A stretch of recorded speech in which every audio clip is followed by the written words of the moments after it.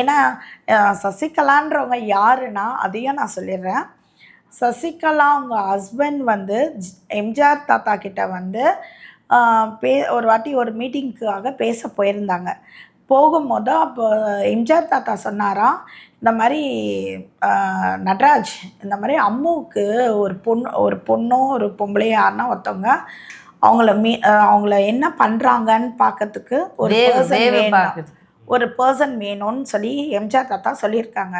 சொன்னதுக்கு இவங்க என்ன சொல்லுங்க, எதுக்காக ஏன் அப்படின்னா, இல்லை இவ கட்சியில் ஏதோ ஒரு ஸ்மார்ட்டான வேலை பண்ணிகிட்ருக்கா, அதே மாதிரி இவளுக்கு வந்து பாதுகாப்பு வேணும்.